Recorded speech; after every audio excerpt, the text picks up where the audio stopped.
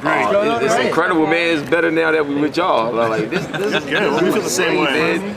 Alright, I'm gonna set it off. Yeah, go for it. Let's do it. So first of all, I'm Hip Hop Gamer Hot 97. Y'all already know what it is. This is just crazy. So I listened to the station when I lived here, so I know it well. I no doubt. That's what I'm talking about. Alright, Robot Chicken, classic. I want to know, how is it that you guys could take like a 2-second clip and make it better than some whole comedy movies? Like a 2-second clip. Like, go on Twitter and people might disagree. You know, 2 seconds is a lot. That's like 60 frames. It's like 60 pictures right there. Like, it's insane because I think the chemistry between the way you guys like visualize how you want to put something together, that's the part that I think is like the matrix of it all. I think it's great. So working together for so long and putting this together, like, what's the best episode for you guys that like made you like, yo, like parents gonna hate us, nobody's gonna want to talk to us, but we still make money anyway. Like, you know what I'm saying? Those are two different types of it. The one that I thought favorite episode would be, for me, the last Star Wars special that we did, hands down. Oh, that's a cheat. That's like a big episode. It is a cheat, but it was a big episode and it was a dream come true, and in every way it was my favorite. Yeah, I can't believe Lucasfilm let us do that in any way. The one that probably my parents will hit me for. yeah. Let's hear that. Yeah, I mean, we did a Cuddles brand fabric softener sketch, which was very uncomfortable, and I'll just kind of say it was uncomfortable. And if you go online and look at it, you'll understand. My mom called me after watching that. Did she really? Had a hard conversation with me. So yeah, that made for an interesting moment in my life. It's pretty bad. You know, I think the best episode.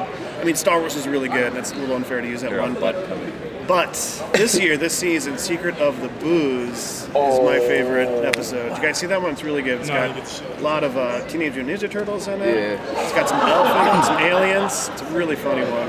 So check it out. You did a lot of the specials. We'll get you right after. I'm sorry. Oh no, we'll get you right after. Yeah, you did a lot of the specials, and I was happy with Star Wars. I was definitely happy with the DC one you did. But you know, what's next? I mean, I'm assuming that it has to be another special somewhere. Let's just say we've done 2 DC specials and we're talking to them about doing a 3rd. So, alright. Like those DC folks. Good question, yeah. So that, looking at a 3. What about what should we do after this? You know, Turtles, should we do He-Man? That was actually my question. All you guys need to do is tell those companies to come to us, because that's how it usually works. Lucasfilm called us up. DC called us up. Yeah. So whatever Marvel needs to call us up. It's all up to those companies. Those companies can tell us. Just gotta make a call. Yes. So every time you interview any of these companies, like if you see like, you know, Jeff Loeb or Kevin Feige over at Marvel, be like, hey, we should do a special Robot Chicken. I have an idea for you guys. Have you guys ever thought about doing an episode actually about y'all?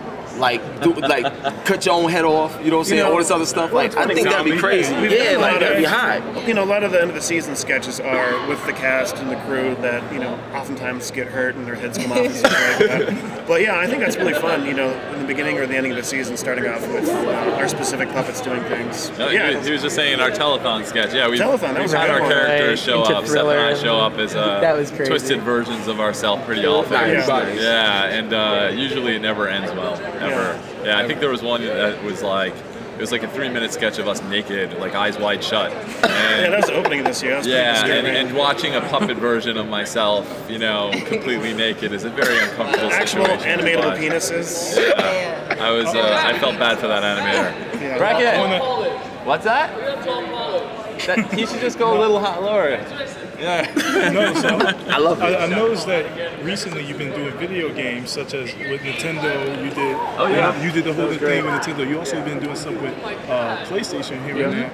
I mean, so we're gonna see more video game related content. As I said, when the companies come to us, we're like, yes, please, because we're fans of all these things. So like any of those, like when PlayStation comes to us, yes, we would love to do more of those types of things. We love all this. We did a Nintendo thing for what's it called? E3. Yeah, it was great. And but all these companies have really just said we're fans and we want to play. And we're very friendly people. Thanks for the Star Fox reference. Thank you. Yeah. That was for you. That was for you. I just wanted to say, I saw that you guys took a little bit out of Protector, and last fight scene all the way up, the collaboration with all the characters. I'm impressed you know what that is. Do you guys plan on doing something similar like with other martial arts movies? With other martial arts movies? Maybe it's probably. I mean, we're fans of that stuff. Like again, that shot, you watch that, it's like an 11-minute shot up that staircase in the movie, and you know we only did a 3-minute or 3.5-minute version of that, and we tried to do as best we could. It took that animator, I think, almost 2 months to do that thing.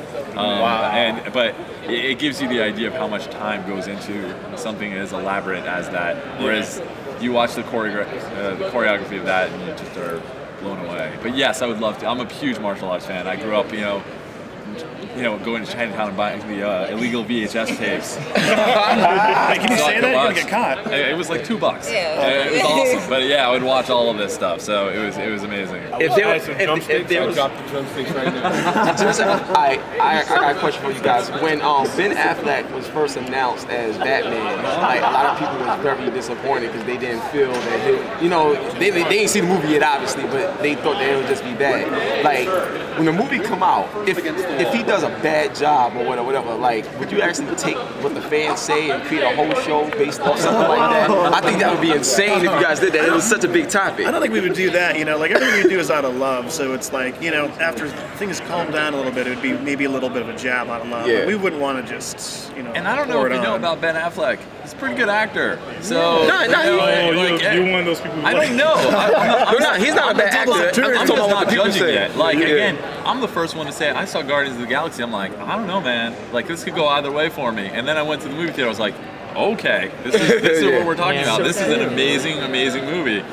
So I'm cautious, but I will believe when I see it. Like, I respect that. I'm not I'm not the one of those people who will say I hate something before I see what it is. Let that trailer come out, and that trailer comes out and it blows our minds away. We're gonna be like, why were we doubting him in any way? Got you.